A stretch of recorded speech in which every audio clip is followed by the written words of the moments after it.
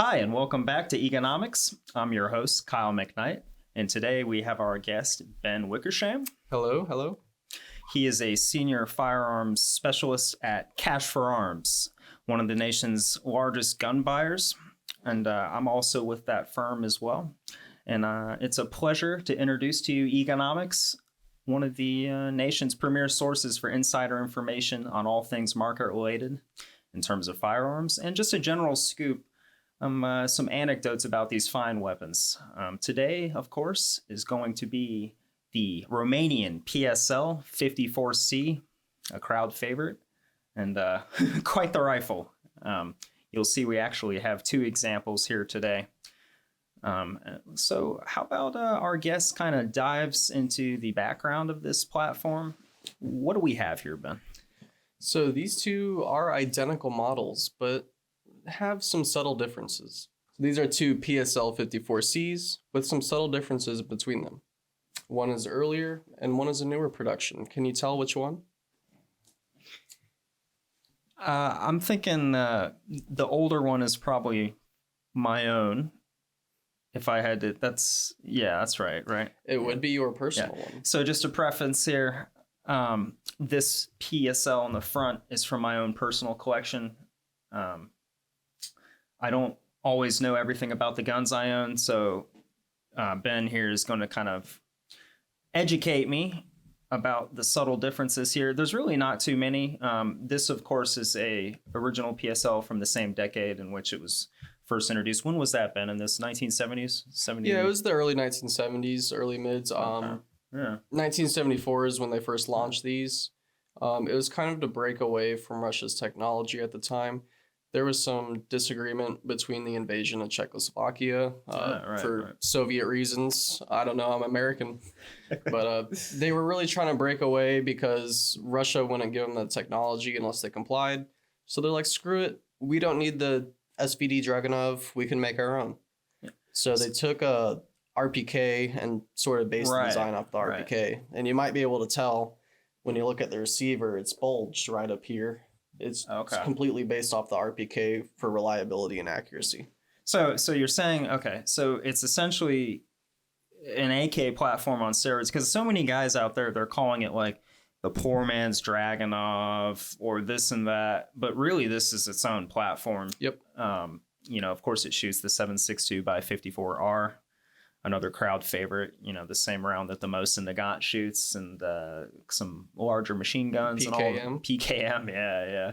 So cool. So Romanian, of course, not a Dragunov, guys. This is not a Dragunov There's SVD only clone. 3 common parts that are used with the SVD and the Romac 3 PSL.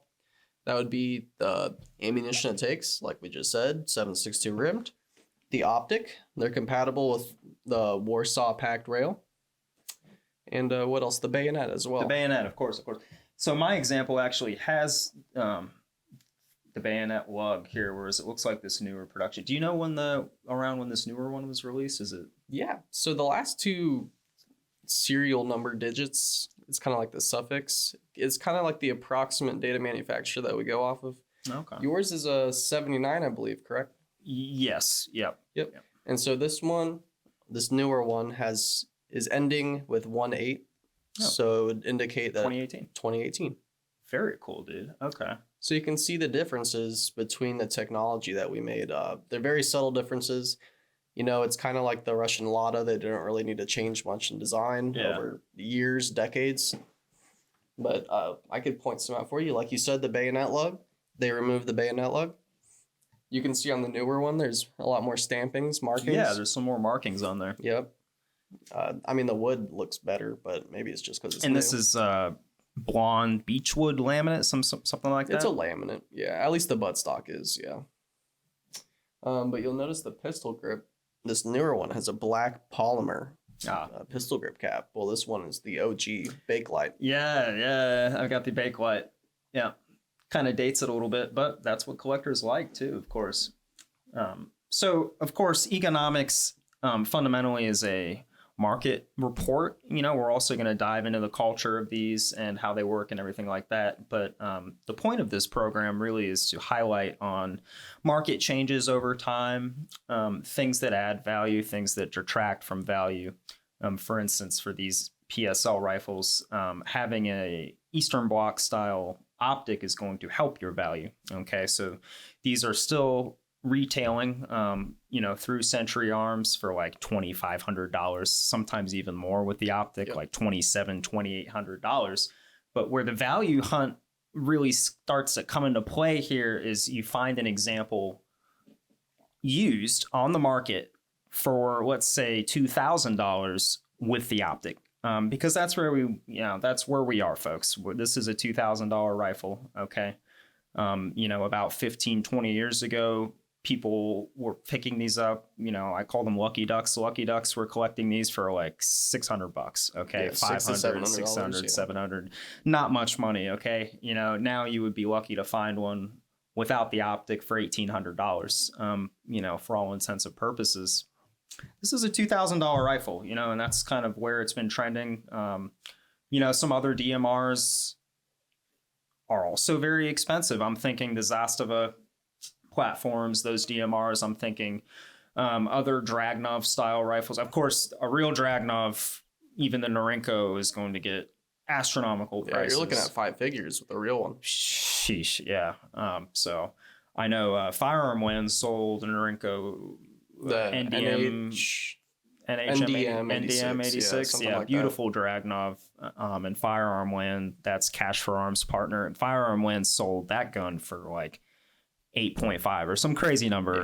So the PSL rapidly sort of entering that collector's foray, but at the same time it's still a shooter, guys.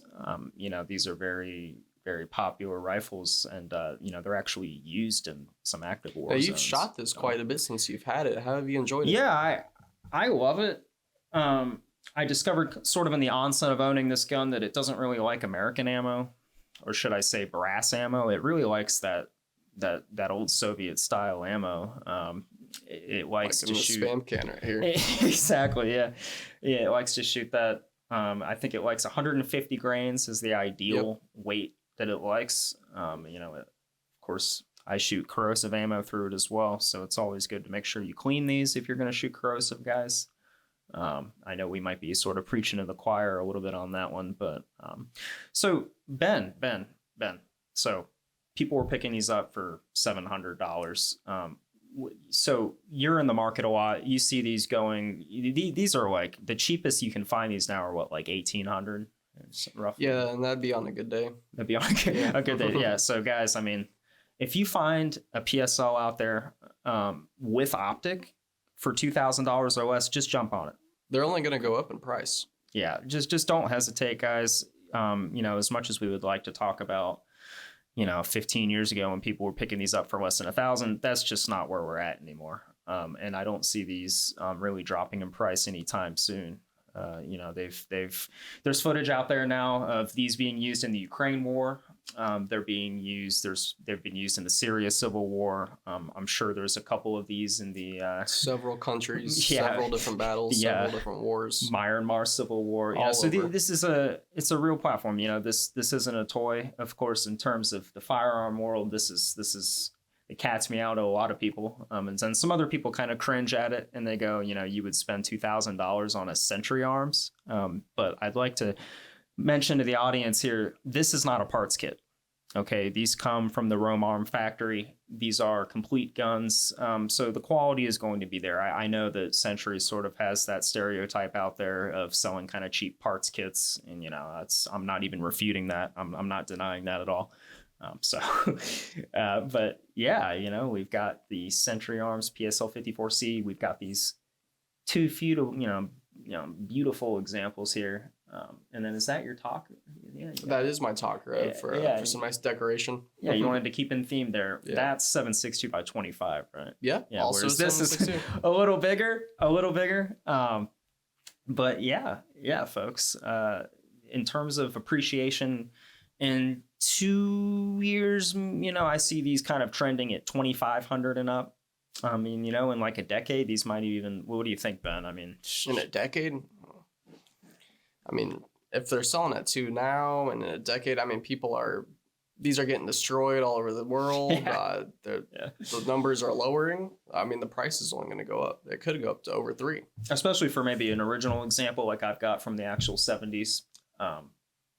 Much older than this newer example. Very similar rifles, but you know, the collector market is like that. You're going to get a better price for your first gen items. How about these optics, Ben? You know a little bit more about these than myself, especially this newer model here. What is she rocking? Well, the Cyrillic on this translates to PO, I believe. Correct me if I'm wrong. It's a Russian scope. You know, it still has that good old PSO1 reticle with the stadiometric rangefinder. Same as this one, which is a Belarusian. Yours is the LPS, I believe, actually, right? I think so. Yep. Yeah. So that's modeled after the PSO1. Great rifles, great scopes to go pair with them as well. Nice rubber piece for eye blinder. You can use both eyes open while using it. Yeah. You can see this one has a little toggle switch. And you know what's great about these guys, and I kind of learned this by shooting my own, they co-witness. They're wonderful in the co-witness, okay? And that's important for a left-handed shooter like myself. I can't stress enough, guys. You can use the irons with these while having this right-hand dominant scope set up. So it's actually quite uninhibiting for lefties. I know you look at this and you're like, okay, this thing is obviously designed for right-handed shooters, but the co-witness kind of helps with that a little bit. So what else? You know, in terms of the market, yeah, I'd agree with you. I think these are trending towards 3K. That sucks to say, guys. It does. But like I've been saying, you know, the Zastava M series DMR platform, those are already reaching that price, if not more. So if anything, the PSL might be get ready to cry a little bit, but this might be more of an economy DMR semi-automatic, you know, in the Eastern style. Is just is if you can find one of these for $1,800, guys, in 2024, I wouldn't even hesitate. Okay, I would buy it. I would get as much ammo as you can for it. Especially with things, you know, how things are trending and how active these actually are. You know, these are used by militias, by factions, you know, by shooters worldwide. So, yeah. Anything to add, Ben, about the PSL? I mean, it's a great rifle. There's a lot of hidden features that you wouldn't expect. I mean, it's a pleasure to just sit and stare at for hours when you're just sitting in your house, and great to clean. You know, long stroke gas piston, very reliable. Yeah. You know, It gets pretty dirty, but, you know, with proper cleaning, I mean, this thing, it runs buttery smooth. Cool. Yeah. And I'll also mention that to import these, you have to have a certain amount of American parts, of course, if you guys are familiar with that. This one happens to have the Rack 1 enhanced trigger group. That's part of the import, and I personally love it, guys. There's some naysayers out there about it, but I actually love it. Now, maybe I'm a little bit biased. I haven't actually shot the original PSL trigger group, so maybe I'm just biased. But I think it's a great little plug-in. So yeah, this is the Romanian PSL 54C. You used to be able to buy it for about $700. Now, if you can find one between $1,800 and $2,200, you're set. If you can find one between $1,800 and $2,200 with the optic, you're absolutely golden. So, all right. This has been Kyle McKnight with Gunomics. Our guest has been Ben Wickersham, and we are with Cash for Arms. That's our sponsor today, and we hope to be on soon with another fun little podcast for you. All right. Thank you. Sound off.